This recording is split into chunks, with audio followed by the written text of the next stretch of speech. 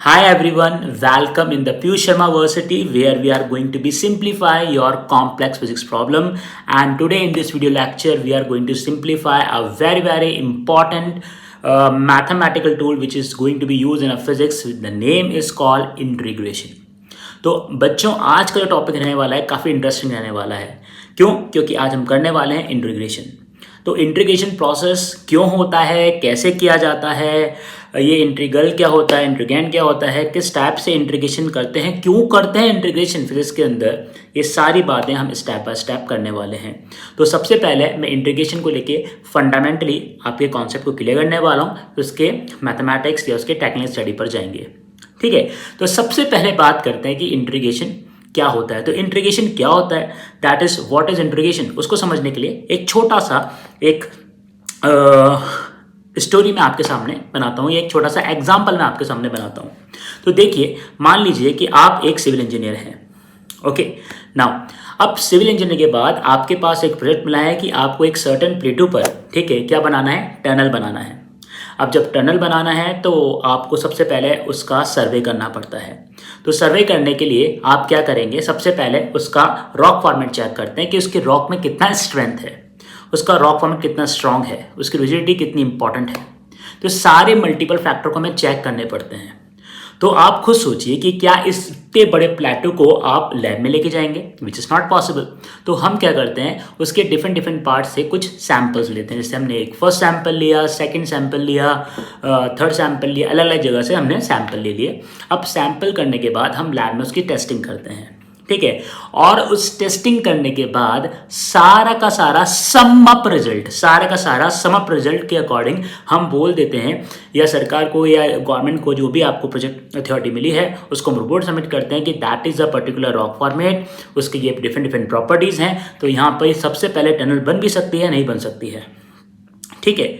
So now एक ये बहुत ही बेसिक एग्जांपल है आपको इंटीग्रेशन समझने का। तो हमने क्या करा, छोटे छोटे सैम्पल्स हमने कलेक्ट करे और उनके हिसाब से, उनके अकॉर्डिंग हमने क्या करा है, उन सारी प्रॉपर्टी को समअप करा है। और समअप करने के बाद जो एंड में रिजल्ट दिया है वो पूरा उस प्लेटो के लिए था, जहाँ पे हमें टनल बनाना है, नहीं बनाना है, कैसा बनाना है, सारे के सारे आपके रिजल्ट शो होंगे। तो देखिए, हमने यहाँ पे जो छोटे छोटे सैंपल लिए, ठीक है, उनको कलेक्ट किया और समअप किया। तो इसी का ही इम्पॉर्टेंट जो होता है फिजिक्स के अंदर, वो होता है इंटीग्रेशन प्रोसेस। यही इंटीग्रेशन प्रोसेस है। अब दूसरी इंपॉर्टेंट बात, अब हम बात करते हैं, ये तो बहुत सिंप्लीफाई था कि किस टाइप से इंटीग्रेशन हम करते हैं या क्यों करते हैं, ये किस लिए करते हैं, ठीक है। तो इस टाइप से फिजिकल प्रॉब्लम आपकी लाइफ में आने वाली है, because now in the future you are become a doctor, engineer, all this things, ठीक है। सो नाउ अब हम नेक्स्ट हम बात करते हैं उसकी टेक्निकल स्टडी पर कि किस टाइप से फिजिक्स की कौन कौन सी प्रॉब्लम, जैसे हमने मैकेनिक्स में हमने ग्राफिकल स्टडी करी है, तो हमें पता है कि वेलोसिटी टाइम का जो ग्राफ होता है वो एरिया देता है, ठीक है। नेक्स्ट किस टाइप से हम वर्क का कैलकुलेशन करते हैं, जब हमारे पास फोर्स और डिस्प्लेस के बीच में कर्व होता है, तो हम वर्क डन जो है वो भी फाइंड आउट कर सकते हैं इंटीग्रेशन प्रोसेस से। So let's start the technical studies. Now here we are going to try to understand what is the technicals behind the integration in physics. So in the physics, why we are going to be use integration as a tool and where we are going to be use integration as a tool. So for this I am going to take one example. So in my example, suppose that you have some information about some mechanics. तो हम मान के चल रहे हैं कि थोड़ी बहुत मैकेनिक्स के बारे में इंफॉर्मेशन में पता है, थोड़ा बहुत मतलब क्लास 9 की इन्फॉर्मेशन। अब इतना तो हम मान के चलते हैं कि बच्चों आपको पता होगा मोशन क्या होता है, वेलोसिटी क्या होता है, टाइम क्या होता है। तो इंटीग्रेशन को के टेक्निकल समझने के लिए देखिए, मैंने एक छोटा सा एग्जांपल लिया है। ये एक मेरे फ्रेंड हैं और ये मेरे एक फ्रेंड जो हैं एक सर्टन प्लेस ए से प्लेस बी पर वॉकिंग कर रहे हैं, और इनकी जो वॉकिंग है वो एक सर्टन वेलोसिटी से हो रही है। वो वेलोसिटी है v मीटर पर सेकंड के अंदर। और ये जो वॉकिंग कर रहे हैं उसके लिए जो टोटल टाइम यूज़ कर रहे हैं उनको मैं t से रिप्रेजेंट करता हूँ। t जो है हमारा सेकंड के अंदर है। अब जितना भी इन्होंने वॉक किया है ना, उस पर्टिकुलर वॉक को मैं एक सर्टेन ग्राफ से प्लॉट करने जा रहा हूँ। तो नाउ लुक एट हियर, एक सर्टेन ग्राफ मैंने बनाया, ठीक है। ग्राफ के अंदर क्योंकि हम पॉजिटिव एक्सिस को यूज़ कर रहे हैं तो एक्स वाई प्लेन को यूज़ कर रहे हैं। तो देखिए ये हो गया हमारा एक्स, ठीक है, प्लेन, और ये हो गया हमारा Y plane and this is the origin. ठीक है, अब देखिए इन पर्टिकुलर पर्सन के मोशन को मैं एक सर्टेन ग्राफ से रिप्रेजेंट कर रहा हूँ। मान लीजिए ग्राफ मेरा इस टाइप से आया है, करेक्ट। अच्छा, तो क्या ठीक है, ऐसे नहीं, थोड़ा सा स्ट्रेट नहीं, हम थोड़ा सा इसको कर्व में लेने की कोशिश करते हैं। तो लो क्या ठीक है, मैं फ्री हैंड से बनाता हूँ। तो ये हमारा एक सर्टेन कर्व आया है। तो इस पर्टिकुलर ग्राफ में देखिए मैं वाई एक्सिस पर वी ले रहा हूँ, ठीक है, वी हमारा मीटर पर सेकंड में है, और एक्स एक्सिस पर टी जो हमने सेकंड में लिया है, और एक सर्टेन ग्राफ आया। मतलब इन्होंने एक पोजीशन ए से, मान लीजिए एक पोजीशन ए से ये पोजीशन बी तक गए हैं, और उसके लिए इन्होंने एक सर्टेन वेलोसिटी यूज़ की है मीटर पर सेकंड, और टाइम जो उन्होंने लिया है वो सेकंड के अंदर है। तो उन दोनों पैरामीटर को यूज़ करके मैंने एक्स और वाई, जहाँ पे मैंने वेलोसिटी को वाई एक्सिस पे लिया है और एक्स एक्सिस पर टाइम लिया है, इस पर्टिकुलर ग्राफ को ड्रॉ किया है। या इनका एक पर्टिकुलर ये ग्राफिकल मेथड से हमने इसका डिस्प्लेसमेंट फाइंड आउट करने की कोशिश करते हैं। ठीक है, तो हमने 9th क्लास में हमने एक इन्फॉर्मेशन पता लगाया था कि अगर हम वेलोसिटी टाइम ग्राफ का अगर एरिया निकाल लें, ठीक है, तो हम वेलोसिटी टाइम का एरिया निकालें तो हमें डिस्प्लेसमेंट मिल सकता है। तो देखिए वी नो दैट कि अब इस पर्टिकुलर जो हमने कर्व बनाया है उसका एरिया हमें फाइंड अगर हो जाएगा तो हमें क्या पता लग जाएगा, हमें डिस्प्लेसमेंट पता लग जाएगा। तो देखिए हम क्या करते हैं स्टार्टिंग के अंदर, अब जैसे ये कर्व है, अब ये कर्व का एरिया कैसे पता लगाएं, तो लुक एट हियर, हम क्या करते हैं इस पर्टिकुलर जो कर्व है उसको एक छोटे छोटे पर्टिकुलर स्ट्रिप्स के अंदर ब्रेक करते हैं। देखिए ये हमने फर्स्ट स्ट्रिप बनाई, ठीक है, ये फर्स्ट स्ट्रिप बनाई, ठीक है, कुछ टाइप से, ये सेकंड स्ट्रिप बनाई, ठीक है, ये third, right, then fourth, then fifth, sixth, seventh and eighth. अब बच्चों यहाँ पर स्ट्रिप बनाने के पीछे जो बेसिक मोटो है वो ये है कि देखिए ये जो कर्व है, अगर आप उस कर्व को आप पूरा देखते हैं, जैसे कि आप देखिए मैं थोड़ा सा इसको हाईलाइट करता हूँ, या आप इस कर्व को देखते हैं, अगर ये कर्व ऐसा बनता है जैसे इस एरिया का बनता है, ये जो कर्व है ना आपको इस एरिया का दिखता, तो ये कोई एक सर्टेन फिगर है जिसका एरिया आपको पता है। जैसे सर्टेन एरिया का मतलब जैसे आपको पता है कि सर्कल का एरिया कितना होता है, पाई आर स्क्वायर, रेक्टेंगल का एरिया कितना होता है, अगर आपको निकालो एल इंटू बी हम कर देंगे। बट यहाँ पर हम सिंपल जितने भी नोन फॉर्मूला हम यूज़ नहीं कर सकते, क्योंकि ये एक सिंपल सा एक रेगुलर फिगर नहीं है। हमारे पास एक कर्व आया था और एक कर्व भी कोई स्पेशल कोई रेक्टेंगल नहीं बना रहा। तो हम क्या करते हैं, हमारा यहाँ पे कंडीशन क्या रहता है, हमने ये जो पर्टिकुलर एरिया है, जैसे कि हमने एक्स और वाई के बीच का एरिया निकालना है, तो इस एरिया को छोटे छोटे स्ट्रिप के अंदर डिवाइड किया। जैसे मान लीजिए ये टोटल हमारे पास एरिया है, ठीक है, ये जो एरिया है इस एरिया को अपन ने, ठीक है, ये पूरा एरिया, यहाँ से मैं बात करूँ इस जगह से इस जगह तक की, ये जो एरिया है उसको मैंने छोटे छोटे स्ट्रिप के अंदर स्प्लिट किया है। मान लीजिए ये है ए डेल्टा 1, ये है डेल्टा A2, ठीक है, इस टाइप से डिफरेंट मैंने स्ट्रिप के अंदर डिवाइड किया है। तो मैं इसको लिख सकता हूँ कि जो टोटल एरिया है ना बच्चों, एरिया ए किससे मिलकर बन रहा है, डेल्टा A1 से प्लस डेल्टा A2 से, ठीक है, और लास्ट, ठीक है, तो हमने ये करा है छोटे छोटे जितने भी छोटे छोटे स्ट्रिप आ रही है, ये स्ट्रिप आ रही है, ये स्ट्रिप आ रही है, ये स्ट्रिप आ रही है, सारे छोटे छोटे एरिया को जोड़ने की कोशिश की है। और हम लिखते हैं कि वो हमने सम अप किया है, जैसे मैंने आपको एग्जांपल में बताया था। तो इसको हमने क्या करा है, सम अप करा है। तो सम अप करने के लिए हम लिखते हैं इसको सिग्मा, ठीक है, सिग्मा का साइन लगाते हैं, और सिग्मा क्या हो जाएगा, डेल्टा ए, मतलब छोटे छोटे पार्ट डेल्टा ए का हमने क्या गया सम अप किया है। अब सम अप कहाँ से किया, जैसे मैंने आपको एग्जांपल में बताया था कि एक सर्टेन प्लेटू लिया है, तो सर्टेन प्लेटू का जो हमने सैंपल लेते हैं वो अलग अलग जगह से लेंगे, ये नहीं कि सेंटर से ले लिया, ठीक है, कुछ अपर मोस्ट पार्ट से ले लिया, कुछ डाउन पार्ट से ले लिया, कुछ सेंटर से ले लिया, तो अलग अलग पार्ट से लिया। तो वहाँ पर एक सर्टेन रीजन से हम डिफाइन करते हैं। तो देखिए यहाँ पे हमने देखा कि A to B चल रहे हैं, तो अब देखिए यहाँ पर ये जो पहली स्ट्रिप बनी है ये ए पर है और जो लास्ट स्ट्रिप बनी है वो बी पर है। तो पूरी जो आपके पास ये जो डिस्टेंस आएगी, डिस्प्लेसमेंट आएगी, वो ए टू बी की है। ये देखिए ए टू बी की है, राइट। तो A to B total area को हमने delta A1 delta A2 up to delta N जितने भी स्ट्रिप बनेंगे उसमें डिवाइड किया है।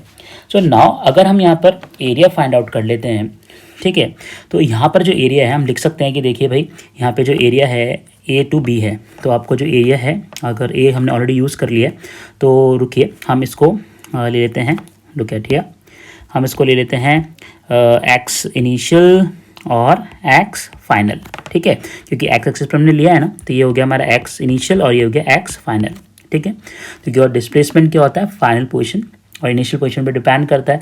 तो देखिए हम सिग्मा पे कैसे लिख सकते हैं कि हमने सारे छोटे छोटे स्ट्रिप को हमने ऐड ऑन किया है, समअप किया है, समअप के लिए हम सिग्मा का साइन लगाते हैं और यहाँ पे लिख देंगे कहाँ से कहाँ तक करना है, सिग्मा आई से सिग्मा एफ तक, राइट। सो नाउ अब यहाँ पर आप देखिए कि ये जो एरिया आ रहा है, ठीक है, ये आप देखिए ये जो एरिया आ रहा है, ये एरिया कैसे आया, ये जो एरिया है ये एरिया y और x से मिलकर आ रहा है, y और x से मिलकर आ रहा है। अब y तो ये पूरा है, ठीक है, और x को हमने xi और xf, मतलब हमने यहाँ पर क्या करना है कि जो xi है और जो xf है ये क्या है, आपके पास डिस्प्लेसमेंट दो पोजीशन बता रहे हैं। और अगर सेम फिजिकल क्वांटिटी जो यहाँ पे डिस्प्लेसमेंट है, अगर सेम फिजिकल क्वांटिटी का हम डिफरेंस फाइंड आउट करते हैं तो उसको फिजिक्स में हम डेल्टा से रिप्रेजेंट करते हैं। डेल्टा शो द डिफरेंस, मतलब एक फिजिकल क्वांटिटी का उसी सेम फिजिकल क्वांटिटी के साथ में डिफरेंस अगर हमें डिस्क्राइब करना हो, शो करना हो, तो हम उसको डेल्टा से रिप्रेजेंट करते हैं। तो डेल्टा एक्स हो गया यहाँ पर। तो देखिए अब हमने जो इसको लिखा है, तो देखिए क्या हम इसको ऐसे लिख सकते हैं, देखिए so now we can write like that way कि जो सिग्मा है, सिग्मा हमने कहाँ से लिया, सिग्मा एक्स आई से एक्स एफ, और ये जो ए है, ए कैसे मिलके बन रहा है, ए के अंदर y आ रहा है और क्या आ रहा है, डेल्टा x आ रहा है। क्या हम इसको लिख सकते हैं, देखिए ये जो डेल्टा है ये एरिया किससे मिलकर बना है, y और x से मिलकर बना है, मतलब ये पूरा एरिया, ये पूरा एरिया, देखिए ये पूरा एरिया की बात कर रहा हूँ, ठीक है, करेक्ट। सो नाउ इस प्रोसेस के अंदर हमने वही जो छोटे छोटे सैंपल्स लेते हैं उनको सम अप करने की कोशिश की गई है। अब देखिए अगर हम यहाँ पर एक छोटे से स्ट्रिप को लेंगे तो ये बहुत छोटा जो स्ट्रिप है, कॉन्सेप्ट क्या है, बहुत छोटा स्ट्रिप है। अगर इस स्ट्रिप को हम लेते हैं, देखिए स्ट्रिप हमने लिया है जिसमें हाईलाइट कर रहा हूँ ग्रीन से, ये देखिए, तो क्या एक ही जो स्ट्रिप है रेक्टेंगल दिख रही है, तो आप बोलेंगे नहीं सर नहीं दिख रही, क्योंकि छोटा वाला पार्ट अभी भी वाला पार्ट भी क्या आ रहा है, ये भी कर्व, ये भी क्या आ रहा है, कर्व में आ रहा है, ये भी क्या आ रहा है, कर्व में आ रहा है। तो यहाँ पर हम एक और छोटा सा कॉन्सेप्ट लेके चलते हैं कि यहाँ पर हमने क्या करा, इस स्ट्रिप को और स्मॉल छोटे से पार्ट में, देखिए और छोटे से, देखिए और छोटे से स्मॉल पार्ट के अंदर डिवाइड कर दिया, देखिए इस टाइप से बहुत छोटे से पार्ट में डिवाइड कर दिया, ठीक है। तो अगर इसका अगर आप क्या करेंगे, इसका एरिया और भी छोटा कर देंगे, ठीक है, तो इस छोटे से पार्ट को हम फिजिक्स में बोलते हैं the area is tends to be 0। देखिए यहाँ पे देखिए, ठीक है, ये देखिए, तो देखिए अब ये जो छोटा सा पार्ट है, एक थोड़ा सा, ये जितना पर्टिकुलरली जो इसका एरिया है 0 होता चला जाएगा। मतलब हमने क्या करा है, डेल्टा ए को, मान लीजिए डेल्टा A1 A2 थे, डेल्टा ए को 0, मतलब 0 तो नहीं, टेंस टू 0 और छोटा, पहले मान लीजिए अगर इनका एरिया आ रहा था 4 सेंटीमीटर स्क्वायर, तो हमने पहले इसको 3 सेंटीमीटर स्क्वायर करने की कोशिश करी है, फिर इसको 2 सेंटीमीटर स्क्वायर करने की कोशिश करी है। तो इस जर्नी को हम किस टाइप से लिखते हैं, हम लिखेंगे कि डेल्टा ए में जो चेंजेस हो रहे हैं टेंस टू 0 हो रहे हैं। और ऐसा करने से क्या होता है, आप देखेंगे जो बिल्कुल सबसे छोटी स्ट्रिप बनेगी वो हमें एक रेक्टेंगल की तरह दिख रही है, ठीक है, कैसे दिख रही है, रेक्टेंगल की तरह दिख रही है। और रेक्टेंगल के अंदर कोई प्रॉब्लम नहीं है, उसका एरिया में पता लग जाएगा, क्या हो जाएगा, एरिया लैंड इनटू ब्रेथ। तो देखिए यहाँ पर हम क्या कर रहे हैं, जैसे जैसे स्ट्रिप्स को स्मॉल करते चले जा रहे हैं, तो हमने देखा कि क्या इंपॉर्टेंट है यहाँ पर, कि यहाँ पर जो इंपॉर्टेंट है कि जो स्ट्रिप हमने बनाई थी, छोटे छोटे पार्ट को हमने डिवाइड किया था, अगर उसके एरिया को और भी ज़्यादा छोटा और छोटा और छोटा करा जाएगा तो वो एक आइडियल फिगर बन जाएगा, जैसे यहाँ पे रेक्टेंगल बन रहा है। तो यही इम्प्लीमेंटेशन हम सारे स्टेप के साथ करते हैं। और स्टेप के साथ करने पर जब हम इतना सारा, मतलब इस स्टेप को का जो एरिया है और छोटा और छोटा और छोटा करे जा रहे हैं, ठीक है, तो यहाँ पर हमारे पास ये जो एरिया आया है, तो एरिया को हम, ठीक है, मैथमेटिकली कैसे लिखते हैं, area will be equals to, अब इस पूरे जिसमें बोल रहा हूँ हर एक स्ट्रिप को मैं छोटा करता जा रहा हूँ, छोटा करता जा रहा हूँ, तो मैं छोटा क्या करता जा रहा हूँ, इसका डेल्टा है। देखिए सो नाउ देखिए मैं यहाँ पर क्या करता जा रहा हूँ, डेल्टा एक्स मतलब ये जो मैंने एरिया मतलब स्ट्रिप को छोटा करा है ये एक्स पर करा है, मतलब पहला जो डेल्टा एक्स, ये डेल्टा एक्स है, एक्स आई और एक्स एफ के बीच का टोटल डिस्टेंस है, ये एक्स को डेल्टा एक्स को मैं और छोटा करता जा रहा हूँ। मतलब मैंने वाई पर कोई चेंज नहीं करें, वाई सेम है, ठीक है, वाई में कोई चेंज नहीं करें, वाई सेम है और चेंजेस कहाँ हो रहे हैं, एक्स पर हो रहे हैं। और जो एक्स डेल्टा एक्स है वो हमेशा पहले 4 था डिफरेंस उनका, फिर 3 हो गया, फिर 4 हो गया, सॉरी 2 हो गया। तो इसलिए मैं लिख सकता हूँ फिजिक्स की लैंग्वेज में कि delta x is tends to be 0, ठीक है। अब इतने सारे लैंग्वेज को हम समझा नहीं पाएंगे, तो मैथमेटिकली जो मैंने बोला कि मैं हर एक बार डेल्टा एक्स जो स्ट्रिप है उसको और छोटा करता चला जा रहा हूँ, तो उसको मैथमेटिकली हम लिखते हैं, देखिए लिमिट LIM लिमिट क्या लिखेंगे, जो मैं इतनी सारी बातें बोली ना इसको हम सिंपल सा एक सिंबल से डिफाइन करते हैं तो हमें पता लग जाता है हमने क्या किया है, हमने क्या किया है, लिमिट लगाई है delta x tends to be 0, ठीक है, और वापस से हमने सिग्मा लगाया है XI XF और ये जो एरिया है हमने कहाँ पे क्या यूज़ किया, Y डेल्टा एक्स। तो जो हमने यहाँ पे जो चेंजेस आए, हमने यहाँ पे चेंजेस क्या करें, यहाँ पे चेंजेस क्या करें कि ये जो डेल्टा आपके पास x था इसके स्ट्रिप को हम और छोटा करते चले गए, उससे क्या होगा, हमें एक सर्टेन फिगर मिल जाएगा, जैसे कि यहाँ पे क्या मिल गया, हमें रेक्टेंगल मिल गया, ठीक है। पहले नहीं दिख रहा था, आप ये नहीं बोल सकते ये रेक्टेंगल है, ये देखिए यहाँ पे कर्व आ रहा है, बट ये हाँ जितना छोटा करें इसको स्टेप को छोटा करेंगे एक सर्टेन फिगर मिल जाएगा और ये काम हमारे लिए आसान हो जाता है। हम इजीली रेक्टेंगल का फॉर्मूला, ठीक है, लेंथ ब्रेड्थ निकाल के उसका एरिया निकाल देते हैं और हम ये सारा का सारा काम हर एक स्टेप पे कर रहे हैं, इसलिए हमने क्या लगाया, लिमिट डेल्टा टेंड्स टू 0 बोलेंगे, ठीक है। सो नाउ अब इस पर्टिकुलर कॉन्सेप्ट को, ये जो पूरा का पूरा कॉन्सेप्ट है ना बच्चों, देखिए ये जो पूरा का पूरा कॉन्सेप्ट है, जैसे मैंने आपको एग्जांपल में बताया था कि ये स्मॉल सैंपल को हम क्या करते हैं, ऐड ऑन करते हैं, इसको हम मैथमेटिकली या इंटीग्रेशन फॉर्म में कैसे लिखते हैं, तो देखिए it will be equals to, हम एक साइन बनाएंगे स्टैटिक साइन, ये क्या है, एक स्टैटिक साइन है, इसको बोलते हैं, ठीक है, सिंबल ऑफ इंटीग्रेशन, ये सिंबल ऑफ इंटीग्रल बोल दीजिए।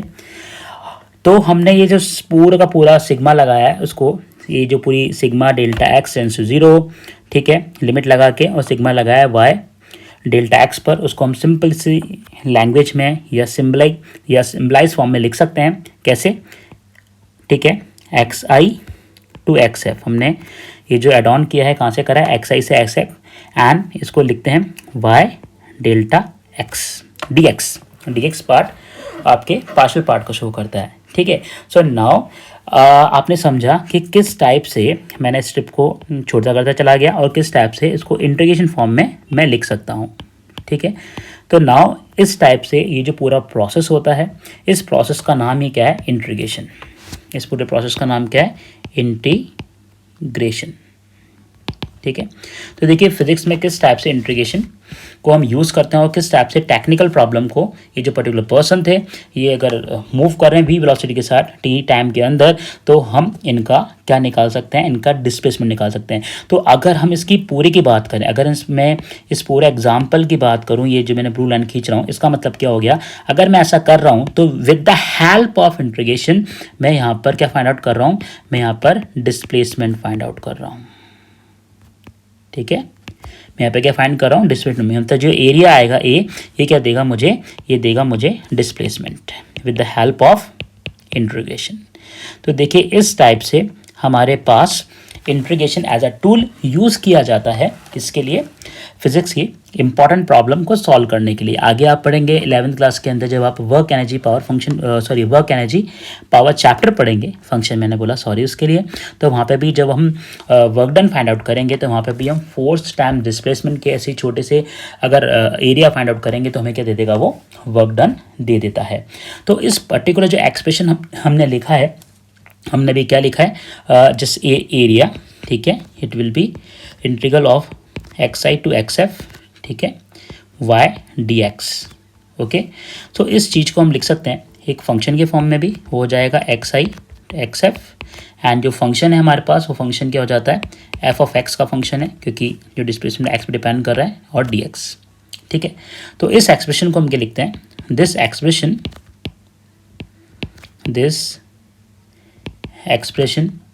is read as is read as integration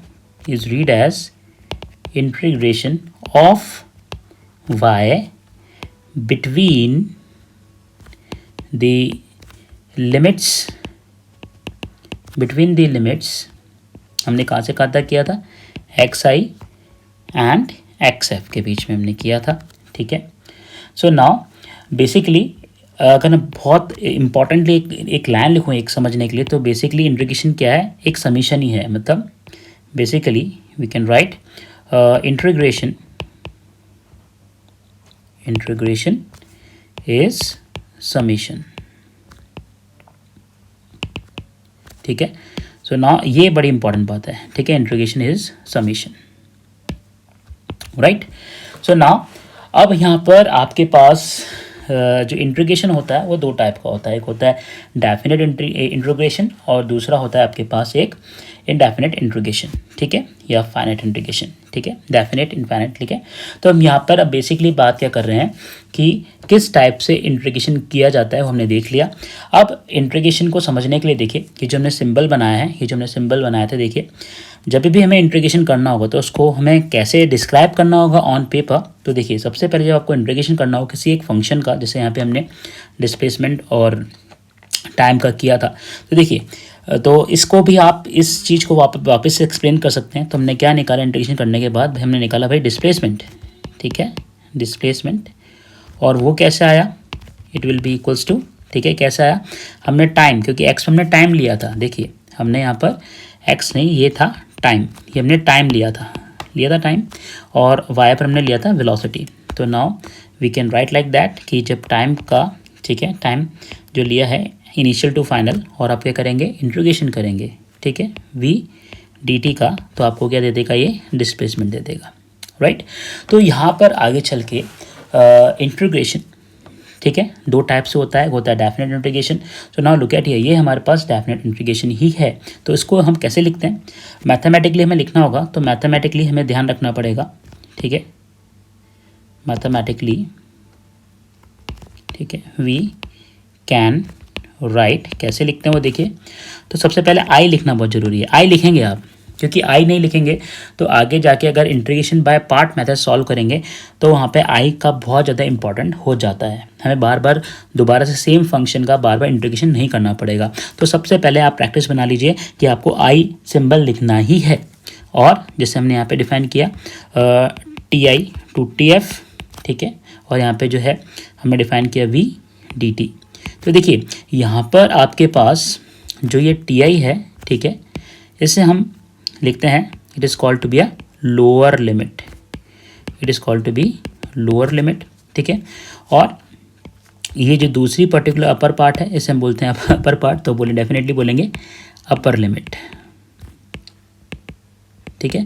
तो एक किसी भी एक पर्टिकुलर फंक्शन का जब हम इंटीग्रेशन कर रहे हैं लिमिट्स के अंदर, ठीक है, तो इस पर्टिकुलर इंटीग्रेशन को बोला जाता है, ठीक है, क्या बोला जाता है, डेफिनेट इंटीग्रल, ठीक है, डेफिनेट इंटीग्रेशन बोल दीजिए, integration, right. Look at here, this is a definite integration. अब जहाँ पर आपको लिमिट नहीं पता, जैसे हमने बोला कि हमारे जो ये मेरे फ्रेंड हैं ये कंटिन्यूसली ए टू बी तो नहीं, देखिए अब मैं इसको थोड़ा सा करेक्ट करता हूँ, ये ए टू बी नहीं, ठीक है, ए टू बी नहीं जा रहे हैं, ये बस चलते चले जा रहे हैं, चलते चले जा रहे हैं, चलते चले जा रहे हैं, चलते चले जा रहे हैं, चलते चले जा रहे हैं, मतलब कोई लिमिट के अंदर, किसी एक लिमिट के अंदर काम नहीं कर रहे हैं। तो अगर हम दूसरी टाइप से, तो ठीक है, लिखेंगे इंटीग्रेशन को, तो देखिए कैसे लिखेंगे, आई विल बी, ठीक है, इंटीग्रल, ठीक है, वी डी टी, यहाँ पे कोई लिमिट नहीं है, कोई लिमिट नहीं है, ठीक है।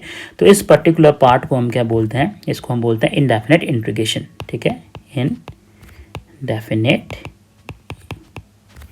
Integration, right. तो आप ध्यान दीजिए इंटीग्रेशन दो टाइप से होता है, पहला टाइप तो क्या होगा आपका डेफिनेट, दैट, ठीक, जिसमें लिमिट्स वगैरह काम करेंगी, और दूसरा इनडेफिनेट, वहाँ पे कोई भी लिमिट नहीं होगी, दैट में मैं लिख देता हूँ नो लिमिट, कोई लिमिट नहीं होगी। सो नाउ अब जो इंटीग्रेशन प्रोसेस हम करते हैं वो किस टाइप से करते हैं वो हम देखते हैं। तो देखिए इंटीग्रेशन प्रोसेस बहुत ही सिंपल है, एक बार आपने प्रैक्टिस कर ली तो ठीक है, बस वन टाइम इन्वेस्टमेंट है, फिर आपको कुछ ज़्यादा प्रैक्टिस नहीं करनी। हाँ, थोड़े अच्छे अच्छे सम करेंगे, प्रॉब्लम हम करेंगे, हमें इजीली क्या होगा, इंटीग्रेशन समझ में आ जाएगा। तो नाउ सबसे पहले एक बात और इम्पोर्टेंट ध्यान दीजिए, की नोट लिखने वाली बात है, ठीक है, कि जब भी आप इनडेफिनेट इंटीग्रेशन को सॉल्व करेंगे, जैसे हमने यहाँ पे लिखा है कोई function I F of x D x, ये क्या है, आपका इनडेफिनेट इंटीग्रेशन है, ये आपका क्या है, इनडेफिनेट इंटीग्रेशन है। तो जब भी इनडेफिनेट इंटीग्रेशन होगा तो उसका जो भी सोल्यूशन निकलेगा, मान लीजिए कुछ भी उसका सोल्यूशन निकल रहा है, तो उसके सोल्यूशन में आपको क्या लिखना पड़ेगा, एक सर्टेन कांस्टेंट लगाना पड़ेगा। क्या लगाना पड़ेगा, सर्टेन कांस्टेंट लगाना पड़ेगा। मान लीजिए कोई भी सोल्यूशन आ रहा है एक्स वाई जेड, उसका सोल्यूशन आ रहा है, तो उसके सोल्यूशन में आपको एक प्लस सी ऐड करना पड़ेगा। ये सी क्या होता है, देखिए ये सी क्या होगा, एज अ कांस्टेंट काम करेगा, उसको बोलते हैं कांस्टेंट, ठीक है। क्या काम करेगा, एज अ कांस्टेंट काम करेगा। अभी कांस्टेंट काम क्यों करता है, इसको आगे हम समझेंगे। तो सबसे पहले हम जब इंटीग्रेशन करते हैं तो उसके बेसिक फंडामेंटल को समझने की कोशिश करते हैं। तो यहाँ पर सबसे पहले हम बात करेंगे इससे कुछ बेसिक प्रॉपर्टीज़ की। तो हम फर्स्ट टॉपिक लेते हैं यहाँ पर, प्रॉपर्टीज़ ऑफ इंटीग्रेशन, तो जो फर्स्ट प्रॉपर्टी आती है, जैसे हमने डिफरेंशियल में भी देखा था, तो जो फर्स्ट प्रॉपर्टी है, अगर आपके पास कोई दो या दो से ज़्यादा कोई फंक्शंस हैं, like that if you can write like, अगर आपके पास कोई u plus minus V plus minus W, कोई तीन पर्टिकुलर फिजिकल क्वांटिटीज़ हैं जो साथ में ऐड ऑन हो रही हैं, तो उनका इंटीग्रेशन आपको अलग अलग ही करना पड़ेगा, चाहे वो प्लस में हो चाहे माइनस में हो, right. This is the first property, ठीक है। तो फर्स्ट प्रॉपर्टी में हमने क्या देखा, अगर कोई तीन फिजिकल क्वांटिटी आ जाएं तो तीनों आपस में ऐड हो रही हो, तो उनका अलग अलग हमें इंटीग्रेशन करना पड़ेगा, ठीक है।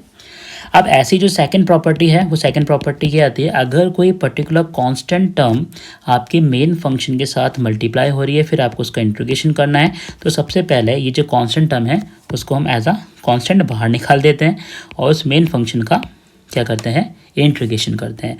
तो देखिए यहाँ पर ये सी जो कांस्टेंट टर्म था उसको हमने इस टाइप से यहाँ पर बाहर लिख दिया और मेन फंक्शन का हमने इंटीग्रेशन कर लिया, ठीक है। तो यहाँ पे हम बहुत ही एलिमेंट्री इंटीग्रेशन समझ रहे हैं। तो नेक्स्ट, अब जो हमने ये प्रॉपर्टीज़ सीखी, प्रॉपर्टीज़ सीखने के बाद हम कुछ एक स्टैंडर्ड फॉर्मूले देखते हैं फॉर इंटीग्रेशन। तो देखिए कुछ स्टैंडर्ड फॉर्मूले, तो नेक्स्ट टॉपिक है हमारे पास, ठीक है, स्टैंडर्ड, ठीक है, फॉर्मूलेज, ठीक है, फॉर इंटीग्रेशन,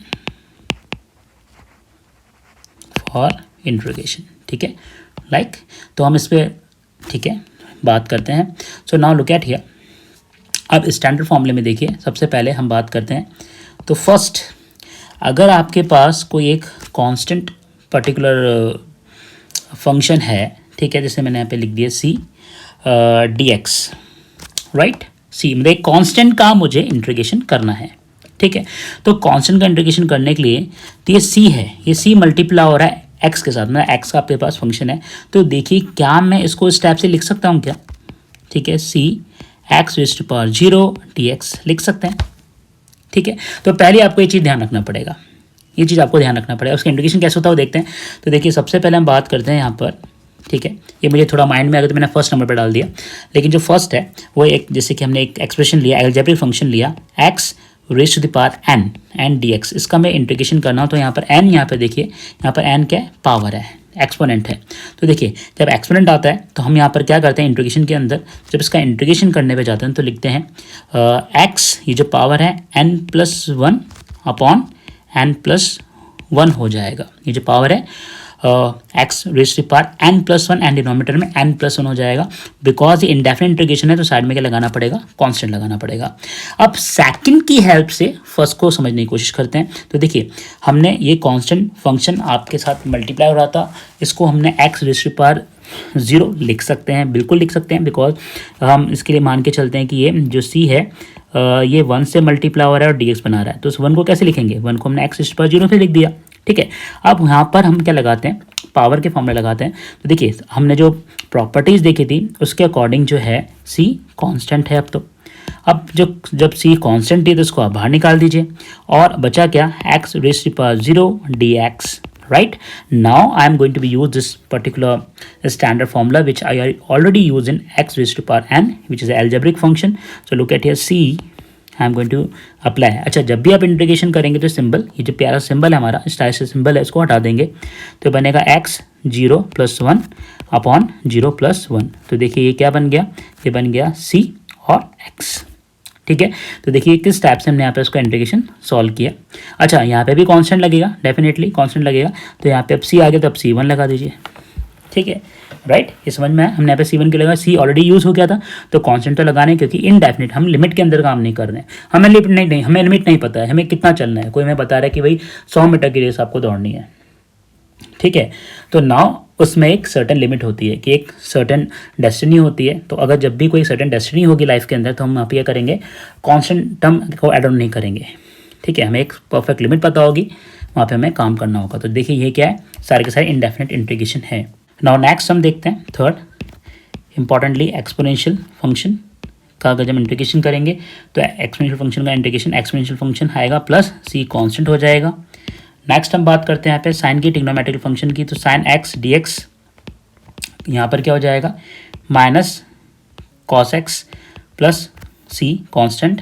ऐसे ही कॉस का करेंगे तो cos x dx will be equals to sine x plus c.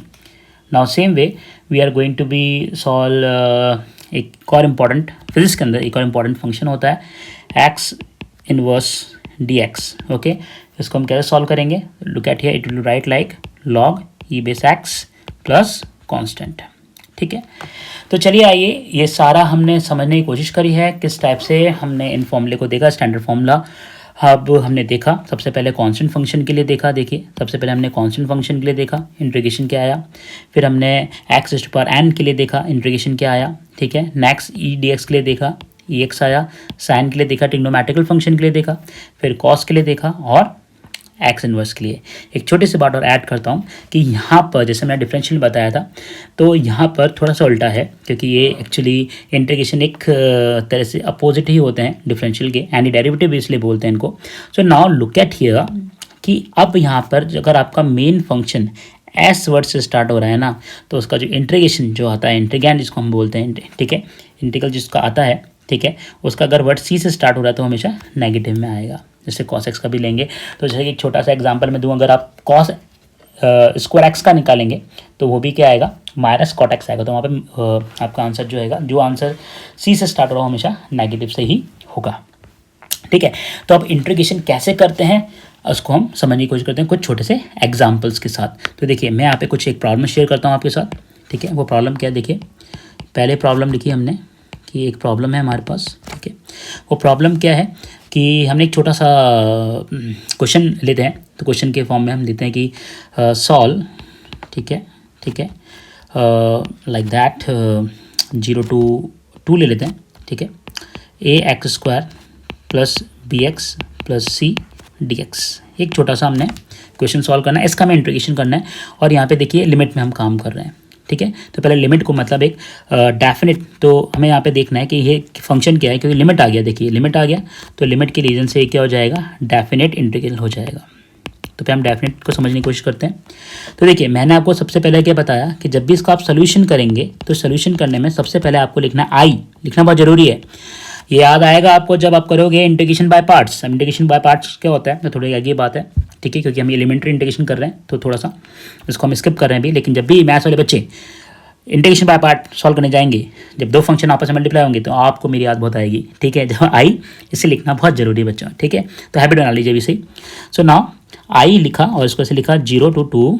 ठीक है, ax² plus bx plus c dx. अब बिकॉज जो हमने फर्स्ट प्रॉपर्टी पढ़ी थी उस प्रॉपर्टी के अकॉर्डिंग यहाँ पे जो तीन फिजिकल क्वांटिटीज़ हैं, ठीक है, वैसे तो एक और इक्वेशन है लेकिन तीन मान लीजिए, तीन फिजिकल क्वांटिटी हैं, 1 2 3, तीनों ऐड हो रखी हैं. तो सबसे पहले अगर इसका इंटीग्रेशन ही करना है तो आपको अलग अलग इनको करना पड़ेगा. तो 0 to 2 ax² dx plus 0 to 2 bx dx plus c dx, वो भी 0 to 2. राइट। नाउ आगे सॉल्व करेंगे। आप यहाँ पे देखिए ये जो कांस्टेंट टर्म है ना, ये ए है यहाँ पर, ठीक है, यहाँ पर बी है और यहाँ पे सी है, ठीक है। तो देखिए इसको हम कैसे सॉल्व आउट करेंगे। Now look at here please. तो सबसे पहले ए को हमने बाहर निकाला स्टेप बाय स्टेप, जिनको आता है तो वो उसको थोड़ा सा 2x स्पीड तक भी ले जा सकते हैं, ठीक है। बट देखिए जिनको नहीं आ रहा वो आप आराम से चलेंगे, ठीक है। सो नाउ इसको x dx लिखा, और c तो है ही बेचारा कांस्टेंट है, तो आप इसको ऐसे लिख लीजिए, ठीक है, जिससे मैंने बताया था अभी आपको, राइट। अब ऐसा करने के बाद हम क्या करेंगे, यहाँ पे कौन सा रूल लगाएंगे। सबसे पहले हमने प्रॉपर्टी लगाई, अब जो रूल आएगा वो क्या आएगा, एक्स एन डी एक्स। तो उसका इंटीग्रल क्या होता है, x n plus one upon n plus one, ठीक है। चलिए ये फॉर्मूला अप्लाई करते हैं, तो लिखेंगे ए। अब जैसे इंटीग्रेशन हम अप्लाई कर देते हैं, इस साइन को हम रिमूव कर देते हैं, तो यहाँ पर क्या आएगा ब्रैकेट। अब एक्स रेस्ट पावर क्या था, 2 था, तो एक्स 2 + 1 और नीचे 2 + 1, और लिमिट लगाएंगे यहाँ पर 0 to 2 इस टाइप से। दैन बी यहाँ पर क्या है, एक्स रेस्ट पावर 1 है, तो एक्स 1 + 1 अपॉन 1 + 1, ठीक है, अगेन 0 to 2। नाउ अगेन सी है और यहाँ पे 0 है, तो एक्स 0 + 1 अपॉन 0 + 1 एंड इंटीग्रल हुआ 0 to 2, ठीक है। So now look at here, हमने इंटीग्रेशन अप्लाई कर दिया। अब इसका देखिए हम आंसर निकालने की कोशिश करते हैं। तो ये क्या आ गया, x³ upon 3 and 2 to 0 plus b x² by 2 0 to 2 and then c x 0 + 1 sorry x1 upon 1, simple x ही लिखेंगे, कोई दिक्कत वाली बात नहीं है। देखिए तो यहाँ तक आपको समझ में आया। सबसे पहले जो मेन फंक्शन थे वो एड ऑन हो रखे थे, हमने इसको अलग अलग करा। अलग अलग करने के बाद हमने पहला जो स्टैंडर्ड फॉर्मूला पढ़ा था उसके अकॉर्डिंग x⁻n का इंटीग्रेशन का फॉर्मूला लगाया। फॉर्मूला लगाने के बाद हम यहाँ तक पहुँच गए। अब जो इंपॉर्टेंट बात है बच्चों वो ये है कि यहाँ पर लिमिट अप्लाई हो रखी है। देखिए ये जो लिमिट है, ये लिमिट अप्लाई हो रखी है, करेक्ट। अब ये लिमिट जब अप्लाई होती है इसको सॉल्व कैसे करते हैं, तो ये अपर लिमिट है, ये अपर लिमिट है और ये लोअर लिमिट है, ठीक है। तो देखिए थोड़ा सा सॉल्व आउट करते हैं कि जब ये अपर लिमिट आती है, मैं आपको करके दिखाता हूँ, इसलिए मैंने सीधे ही क्वेश्चन लिया है। तो लिखा ए इस टाइप से। अब ये जो एक्स है इसमें आप क्या करेंगे, अपर लिमिट को इंसर्ट करेंगे इस फंक्शन के अंदर। फंक्शन किसका, एक्स का, ठीक है। इस एक्स के अंदर हम क्या करेंगे, अपर लिमिट अप्लाई करेंगे। तो देखिए एक्स से जहाँ पे आपको लिखना है अपर लिमिट 2³/3। तो फॉर्मूला क्या होता है जब भी आप लिमिट अप्लाई करते हो, ठीक है, upper limit minus lower limit, ये आप फॉर्मूला ध्यान रखेंगे इस मेन फंक्शन के अंदर। तो देखिए अब क्या करा नेक्स्ट, अब ये लोअर लिमिट को आपको इसी फंक्शन के अंदर रख देना है। तो लिखेंगे माइनस, ठीक है, क्या आया, अपर लिमिट आपने अप्लाई करी, देन माइनस क्या आएगा बेटा, यहाँ पर आएगा minus, then lower limit apply करेंगे तो 0, ठीक है, लाइक समझ में आया। तो किस टाइप से हमने लिमिट अप्लाई करी, upper limit minus lower limit. ऐसे ही सारे फंक्शंस के लिए करेंगे b, ठीक है। यहाँ पे 2x ही है तो 2²/2 then minus, then 0²/2 then c। अब देखिए x में अप्लाई करेंगे, ठीक है, तो 2 ही है, मतलब x को हम x ही लिख सकते हैं, 2 माइनस और n में यहाँ पर क्या आ जाएगा, 0 आ जाएगा। देखिए तो इसका प्रॉपर सोल्यूशन निकल के हमारे पास किस टाइप से आएगा, देखिए a 2 and raise to power 3 is 8/3, 0 तो कुछ नहीं हो सकता, 0 ही रहने दीजिए, ठीक है, प्लस b 2 2 ज़ा 4/2, okay, minus 0, then c is 2 here, so we can write 2c. So now finally we can write 8a/3 plus here it will be cancel, plus 2b and then 2c. So finally we got answer like that way. हमने इसको या 0 to 2 लिया था। तो देखिए किस type से answer हमारे पास में निकल के आता है। यहाँ पे किसी भी टाइप पर आपको कांस्टेंट लगाने की ज़रूरत नहीं है। अब एक एग्जांपल हम, ठीक है, हम एक इंडेफिनिट का भी करते हैं। तो देखिए अगेन प्रॉब्लम, ठीक है, तो पहले इसको हम देख लेते हैं आराम से। कोई स्टेप, अपने फर्स्ट स्टेप में ये हमें क्वेश्चन मिला था, पहले स्टेप में इसको क्या करना है, देखिए हमें आई की फॉर्म में ही लिखना है। ज़रूरी है लिखना क्यों, आगे आप इंटीग्रेशन, जब आगे एडवांस लेवल में जाएंगे तो आपको इंटीग्रेशन बाय पार्ट करना पड़ेगा। इंटीग्रेशन बाय पार्ट का मतलब होता है कि जब 2 फंक्शन में मल्टीप्लाई होता है, थोड़ा सा कॉम्प्लिकेट होता है, इसलिए हम एलिमेंट्री में नहीं ले रहे अभी। और पहले चैप्टर था हमारे पास न्यूक्लियाई, ठीक है, वहाँ पे जब हम हाफ लाइफ निकालते थे तो वहाँ पे इंटीग्रेशन की जरूरत पड़ती थी, बट वो भी अभी रिमूव कर दिया। तो अभी 11th एंड 12th की फिजिक्स में ऐसे नेसेसरी कोई ज़रूरत नहीं पड़ती इंटीग्रेशन बाय पार्ट्स की, तो इसलिए मैंने इसको रिमूव करने की कोशिश की गई है। तो कैसे एलेट फंक्शन लगाते हैं, तो वहाँ पर ये आई लिखना बहुत ज़रूरी हो जाता है। तो सबसे पहले इन सारे फंक्शन को हमने अलग अलग करा, ठीक है स्टेप में। फिर नेक्स्ट स्टेप में हमने क्या करा, इनके कांस्टेंट बाहर निकाले जो हमारी प्रॉपर्टी में थी। फिर हमने इस पर्टिकुलर फॉर्मूले को यूज़ किया x⁴n को, और किस टाइप से हमने इसको सॉल्व करते हुए जब हमने लिमिट लगाने की बात आई तो upper limit minus lower limit function के अंदर लगाई, तो फाइनली हमें आंसर इस टाइप से मिल जाता है। अब इसी टाइप के एग्जाम्पल को हम सॉल्व करते हैं। जैसे एक और मैं प्रॉब्लम लेता हूँ। प्रॉब्लम देखिए, प्रॉब्लम क्या है, look at here please, या प्रॉब्लम, ठीक है। अब मैंने आपको प्रॉब्लम दी सॉल्व, बहुत छोटी सी प्रॉब्लम दे रहा हूँ, 2x² प्लस 1 ले लीजिए, ठीक है। अब यहाँ पे कोई सॉल्व नहीं करना, ठीक है। तो सॉल्व नहीं करने का मतलब है कि इसको इंटीग्रेशन करना है, ठीक है, लाइक दिस। सॉल्व नहीं करने का मतलब है इंटीग्रेशन विदाउट लिमिट करना है, सॉरी। सो नाउ आप देखिए, इसको हम सबसे पहले लिखते हैं आई से ही, आई, ठीक है। 2x² प्लस 1 dx लिखेंगे। अब यहाँ पे लिमिट तो नहीं है बच्चों, तो सबसे पहले वही दो फंक्शन जब एड ऑन हो रखे हैं तो उसको हम ऐसे लिखेंगे आगे, 2x² dx प्लस 1 dx, ठीक है। अब 2 का बाहर निकाल दीजिए, ठीक है, कि कांस्टेंट है, तो क्या आ जाएगा x² dx प्लस 1 dx, ठीक है, राइट। नाउ अपन फॉर्मूला लगाएंगे, कौन सा फॉर्मूला लगाएंगे बच्चों, xn इंटीग्रल, तो ये फॉर्मूला आ जाएगा xn+1/n+1, ठीक है। अच्छा, एक और बात आएगी, जैसे हम यहाँ पे डिफाइन करें इंडेफिनिट इंटीग्रल को, तो आपको हर एक मतलब इसके साथ में प्लस कांस्टेंट, इसके साथ में प्लस कांस्टेंट लगाने की जरूरत नहीं, हम एंड में लगा देते हैं, ठीक है। एंड में क्यों लगा देते हैं इसका मतलब हम बताएंगे भी आपको टेक्निकली। सो नाउ हमने फॉर्मूला लगाया x, जब इंटीग्रेशन अप्लाई करते हैं तो ये साइन रिमूव हो जाता है, ठीक है। तो 2+1/2+1, एंड देन इसी को हमने कैसे लिख सकते हैं बच्चों, जैसे हमने बताया 1 को क्या लिख सकते हैं, 1 बाहर निकालेंगे तो क्या बचेगा, x 0+1, ठीक है, समझ में आया। तो किस टाइप से हमने 1 को क्या लिखा, इसको आपको नहीं समझ में आ रहा तो आप इसको लिख लीजिए x⁴0 dx और 1 को बाहर निकाल लो, ऐसा कर लो, कोई बात नहीं, ठीक है। तो ये एडवांस स्टेप है, इसको समझना आप, ठीक है। अगर एडवांस अगर आपको आ जाता है तो लिखने की जरूरत नहीं पड़ेगी, एक लाइन में आपके पास सोल्यूशन आ जाएगा, ठीक है।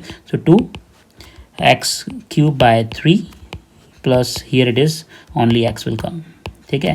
सो आंसर क्या है आपके पास, 2/3x³ प्लस x, और फाइनली आपको आंसर लिखना पड़ेगा c, क्या लिखना पड़ेगा, c लिखना पड़ेगा, ठीक है। अब ये c क्यों लिखते हैं, इसके लिए मैं छोटा सा आपको डिस्क्रिप्शन बता देता हूँ। तो यहाँ पे c लिखने की जो बात आती है वो क्या होता है कि अगर आपने देखिए ये जो इंटीग्रेशन है, इंटीग्रेशन करने के बाद जो भी आपके पास सोल्यूशन आता है, जैसे ये आपके पास आया, ठीक है, इस पर्टिकुलर प्रॉब्लम का आप क्या करेंगे, डिफरेंशियल करेंगे। देखो मैं आपको करके दिखाता हूँ, यहाँ पे डिफरेंशियल, ये जो फंक्शन है देखिए, इसको हमने डिफरेंशियल करके देखा, ठीक है, d/dx करके देखा। तो d/dx of 2/3x³ plus x plus c, ठीक है। इसको डिफरेंशियल करते हैं, वही अलग अलग करना पड़ेगा आपको, 2/3x³ प्लस d/dx और d/dx ऑफ c, राइट।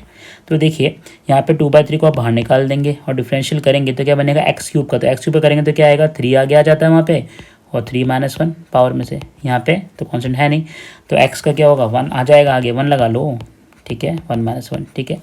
और एक कांस्टेंट है, इसका कांस्टेंट क्या हो जाएगा, 0 हो जाएगा। तो नाउ 2/3 3x² प्लस 1 तो है आपके पास, x⁴0 मतलब 1 ही बचेगा, और ये 0, तो आपके पास क्या गया, 3 से 2 कैंसिल हो गया, तो क्या बचा, 2x² प्लस 1। अरे वाह, it is a magic, it is a magic. देखिए मैजिक हो गया भाई, हमने देखिए इस पर्टिकुलर फंक्शन का इंटीग्रेशन किया था, ये इंटीग्रेशन करने के बाद सोल्यूशन आया, इसी सोल्यूशन का अगर जब हम वापस से डिफरेंशियल कर देते हैं ना, तो वापस देखिए वही रिटर्निंग फंक्शन आ गया, 2x² प्लस 1, 2x² प्लस 1। तो that the reason we can say that कि जो इंटीग्रेशन है ना वो क्या है, एक जस्ट अपोजिट फंक्शन है, अपोजिट प्रोसेस है, सॉरी फंक्शन नहीं, अपोजिट प्रोसेस है, ठीक है। So now we can also say it is called to be anti derivative भी इसको बोलते हैं। तो देखिए अब हुआ क्या यहाँ पर, क्यों इंपॉर्टेंट हुआ, ये बात लिखना कि यहाँ पे कोई फंक्शन में यहाँ पे मैंने सी लगाया। अगर मान लीजिए कि मेरे पास अगर कोई एक पर्टिकुलर फंक्शन होता, जैसे मैंने एक यहाँ पे ये फंक्शन लिया, देखिए इसी से सिमिलर मैं एक फंक्शन ले रहा हूँ। अगर मेरे पास ये 2/3 x³ प्लस x प्लस 1 होता, अगर मेरे पास 2/3 x³ प्लस x प्लस 3 होता, तो आप देखिए क्या इन सब का आंसर क्या आता, 2x² प्लस 1 नहीं आता। देखिए इसका भी आंसर क्या आता, 2x² प्लस 1 नहीं आता। तो देखिए अगर इतने सारे फंक्शन में, ठीक है, अगर डिफरेंट डिफरेंट ये लास्ट टाइम कांस्टेंट आती, तो इसलिए हम क्या करते हैं, हमें नहीं पता कि ये जो डेफिनेट है, हम डेफिनेट का मतलब कोई लिमिट तो थी नहीं, तो हमें नहीं पता कि ये जो पर्टिकुलर आपने फंक्शन लिया है वो किस लिमिट के अंदर काम कर रहा है, वो एक क्या है, इनडेफिनेट है। तो इसके अंदर +2 भी हो सकता था, +3 भी हो सकता था, कुछ भी हो सकता था। तो इन सारे फंक्शन, देखो इसका आंसर भी, इसका आंसर भी, सबका आंसर सेम आने वाला है। तो इस टाइप के डिफरेंट डिफरेंट फंक्शन का जब इंटीग्रेशन करते हैं, इसीलिए क्योंकि ये लिमिट में नहीं हो रहा, लिमिट में तो हमारे पास कोई एक परफेक्ट एग्जाम्पल आता ही है। तो परफेक्ट एग्जाम्पल आने के बाद हमें पता लगता है कि इसका एक प्रॉपर सोल्यूशन क्या है। तो यहाँ पे मैं इंडेफिनेट नहीं बता, इन सारे फंक्शन का मतलब इन सारे फंक्शन का जो इंटीग्रेशन हो सकता है, कुछ भी हो सकता है, मतलब ये जो फंक्शन है अलग अलग हो सकते हैं। जैसे यहाँ पे 1 यूज़ कर लिया, यहाँ पे 3 यूज़ कर लिया, तो अभी आंसर क्या आएगा, सेम आएगा। तो और जो इंटीग्रेशन है जस्ट रिवर्स प्रोसेस है। तो यहाँ पे देखिए ये भी यहाँ पे सी इसलिए लगाया कि इसका सोल्यूशन, इस टाइप का सोल्यूशन, या कोई और भी ले लीजिए, 2/3 x³ प्लस x प्लस 100 भी ले लोगे ना आप, तो भी सोल्यूशन क्या होगा, एक यही आएगा। तो इस सारे फंक्शन को हम डिस्क्राइब करते हैं, क्योंकि इनडेफिनेट है, एंड वैल्यू कुछ भी हो सकती है, क्योंकि डिफाइन नहीं हुई है, तो इसलिए हम इसको सी लगाते हैं। और सी क्योंकि जब डिफरेंशियल करने जाओगे तो चाहे 1 हो, चाहे 3 हो, चाहे 100 हो, उसका आंसर क्या आ जाएगा, 0 ही हो जाएगा। तो इसीलिए हम यहाँ पर सी लगाते हैं, ठीक है। सो नाउ अब हम देखिए कुछ एक फिजिक्स का एग्जाम्पल करते हैं बढ़िया से। तो फिजिक्स के वाला एग्जाम्पल में आपको कैसे आपको यूज़ करना है वो देखिए। मैं आपको प्रॉब्लम देता हूँ, तो लिखिए प्रॉब्लम क्या है, सॉल्व द इंटीग्रल ऑफ, जो मैं रियली फिजिक्स में करना है, integral i equals to infinite to r g capital M small m upon x²। ये थोड़ा सा मुझे फीलिंग आ रही है ग्रेविटेशन वाले चैप्टर की, डेफिनेटली आ रही है, क्या है ही। तो इस टाइप से ये तो आपको सॉल्व करना है फिजिक्स के अंदर। देखिए तो इंटीग्रेशन हमें सॉल्व करेंगे, ग्रेविटेशन पोटेंशियल जब पढ़ेंगे, जब आपको मेरी याद आएगी ऑफिस से, ठीक है, chapter. So now it will be equals to I लिखेंगे, लिखना जरूरी है, इन्फिनिट टू r, इसका इंटीग्रेशन करना है, G capital M small m upon x²। तो हमें वहाँ पता होता है बच्चों, वहाँ पे हमें पता होता है कि G तो क्या, ग्रेविटेशन कांस्टेंट है, M is a mass of earth, ये भी कांस्टेंट है, और M small m is a mass of body, ये सारे कांस्टेंट होते हैं। तो चेंज क्या होता है, x चेंज होता है भाई। तो इसलिए ठीक है, यहाँ पे लगाएंगे dx, G को कैपिटल M को G gravitation constant, capital M is a mass of earth, small m is a mass of the body. ऐसी सिचुएशन रहती है ना, ये हमारी अर्थ है, अर्थ पे से किसी ऑब्जेक्ट को आप फेंक रहे हो ऊपर, ठीक है, तो पोटेंशियल एनर्जी समथिंग, ठीक है, सब वही चीज़ें, ठीक है। सो नाउ इंटीग्रेशन करेंगे इन्फिनिट टू r का, और dx/x² रहने वाला है, ठीक है।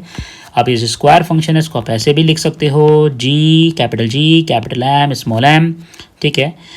इसको आप ऐसे लिख दीजिए, x inverse to dx infinite to r। Now we can write capital G, capital M, small m, those are constant, and now I'm going to apply the integration process. So I'm going to remove the sign of integration here, -2 + 1 upon -2 + 1, and here with the limit infinite to r. Now it is capital G, capital M, small m, and then x, here it is -1, and here is -1, infinite to r. Okay, again this minus going to multiply, -G, capital M, small m, inverse को वापस लिख देंगे x में, ठीक है, इसको, ठीक है, infinite to r। Now apply करते हैं limit, capital G capital M small m, and then upper limit 1/r minus lower limit. अब मैथ्स वाले बच्चे को सबको पता है 1/∞ क्या होता है, 0 होता है, ठीक है। तो now we can write that minus capital G capital M small m upon r, ठीक है। और ये अबव जो एक्सप्रेशन है आपके पास, अगर मैं बताऊं तो क्या बनता है, इसको जब इंटीग्रेशन करते हो, ठीक है, तो फिजिकली मतलब क्या निकला, ये होता है आपका ग्रेविटेशनल पोटेंशियल एनर्जी। ये क्या होता है, ग्रेविटेशन पोटेंशियल एनर्जी, ठीक है। सो नाउ किस टाइप से हमने फिजिक्स का एग्जांपल देखा, ठीक है। आई होप आपको अंडरस्टैंड मतलब आई होप कि आपको समझ में आया होगा। तो लुक एट हियर, थोड़ा सा इसको देखते हैं वापस से कि हमने एक पर्टिकुलर फंक्शन मिला था, उसका इंटीग्रेशन करके देखा। तो यहाँ पे देखिए फिजिक्स में किस टाइप से इंटीग्रेशन टूल बहुत ज़्यादा इंपॉर्टेंटली काम करता है।